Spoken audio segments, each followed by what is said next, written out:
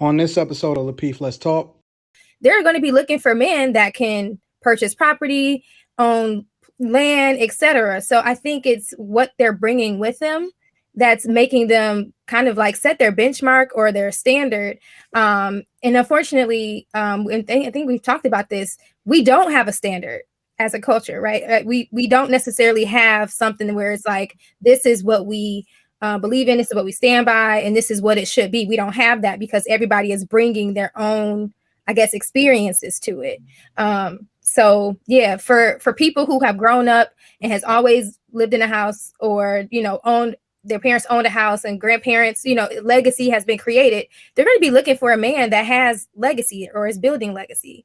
So, and that's not to say that those that didn't come up with that don't aspire, that in their lives, but that's the trend that I've been seeing, is people only want what they typically know. All right. Courtney, does a man have to buy a house to prove he can lead a household? Yeah, I'm going to disagree. He doesn't have to buy a house. Leadership doesn't necessarily mean that they have to have real estate. Leadership is they're able to provide, and their character. I've said before a while ago is that I follow a pastor, G. Craig Lewis. He's out of Arlington, Texas, who I absolutely adore. And he told his story when he got married in their 20s. He was building a church. And when they had their child, he refused for her to work. He wanted her to be a stay-at-home mom for a whole lot of different reasons. He's very, very traditional, but he wanted her to stay home. However, with him building his church, he couldn't afford real estate. And so they stayed in an apartment as long as he could because he had a vision of their family. She trusted his vision as a submissive wife and said, you know what, I trust you. And we'll stay in this apartment because I know that you're going to leave this house. Wait. Is it just me, or do Courtney sound like she's a transformer? Do I sound bad? No, it was he was in the Matrix for a second. It's good right now, so go ahead and say that point again if you can. Now you're muted now. The audio's gone. You're on mute now.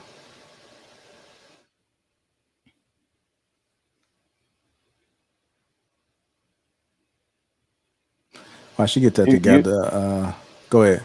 I was gonna say, Courtney, you still on mute, but I did want to chime in because I think what Anton did with the question is he kind of pivoted and redirected the question, in which I would concede the point and agree that as men, as we cast our vision and look to lead our households or whatever, you have to have something, right, for that woman to build that family on. So it doesn't have to be a two-story flat brick and mortar house. It needs to be something, whether that's a condo or a townhouse or something. But you, to your point, and I agree with that portion of it, Anton, is that you do, as a man, have to have something that you can stand on and bring that woman into in order for her to make that house a home.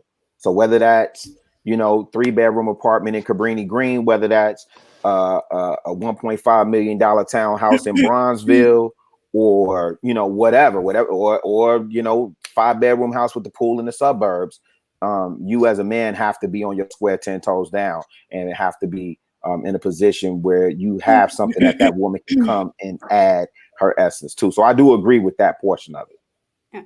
Am I still on P-Ray service? No, you good. Y'all hear me? Yeah, you're good now. Robot. Okay.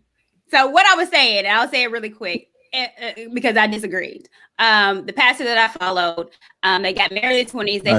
It's starting again. Oh, Jesus. Yeah.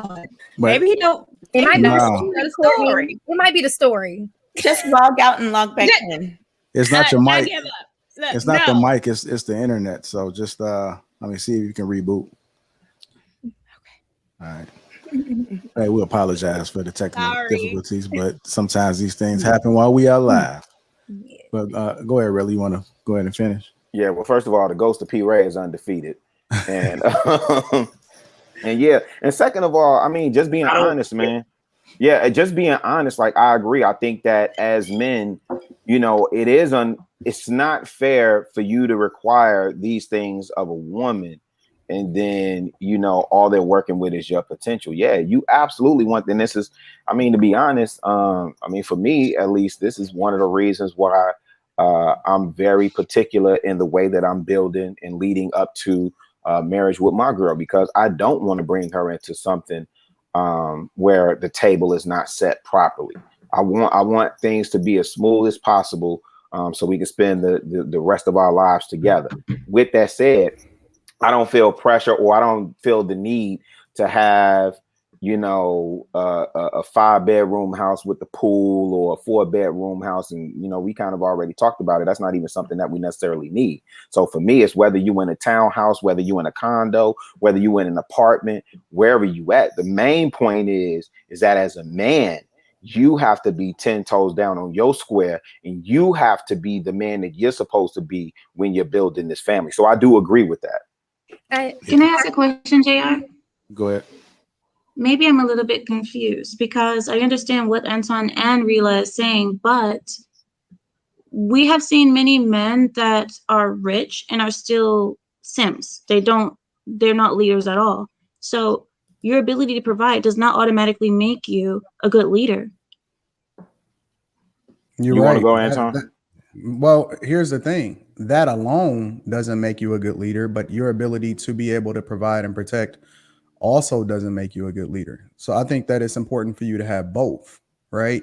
I think the context that JR added prior to the question that probably added a little bit to it was, it doesn't necessarily mean you have to own a home, right? Or own real estate, but your ability to be able to shelter your family is paramount. Like, that is incredibly important. So yeah, I agree with you, Amir, but at the same time, you should still be able to provide, and you still should have all of that other stuff. I think rites of passage within, families and things like that should include more than just your ability to be able to generate income and resources. But at the same time, we're not going to leave that out. That's important. That is incredibly important. Most divorces end because of money. That's the number one reason that people get divorced. And so if you don't have the ability to be able to generate revenue and resources to even be able to protect your family, especially when you add technology into today, because technology has largely conflated what we consider providing and protecting. Back in the day, they had to build whatever, so on and so forth. But now is how much you make per year. Your ability to be able to protect your family and put them in the right neighborhoods and whatever, so on and so forth. I wouldn't even want a woman to come into the fold with me if I wasn't able to, what are we doing? Sleep on a mattress? Nah, I'm good. Yeah. I'm a pass. Yes. Go ahead. It has I don't want to say a lot to do, but it has something to do with where women, like you said, women's standards are. If women are used to a man proving that he's able to get a household by being Mr. Fixer-upper in the house, and really, basically being the lead of whatever the household is, that may be her threshold. For people who have grown up and have family members and been influenced by family that has owned property, owned homes, they're going to be looking for men that can purchase property, own land, etc. So I think it's what they're bringing with them that's making them kind of set their benchmark or their standard. And unfortunately, I think we've talked about this, we don't have a standard as a culture, right? We don't necessarily have something where it's this is what we believe in, this is what we stand by, and this is what it should be. We don't have that because everybody is bringing their own, I guess, experiences to it. So yeah, for people who have grown up and has always lived in a house, or their parents owned a house, and grandparents, legacy has been created, they're going to be looking for a man that has legacy or is building legacy. So, and that's not to say that those that didn't come up with that don't aspire, that in their lives, but that's the trend that I've been seeing, is people only want what they typically know.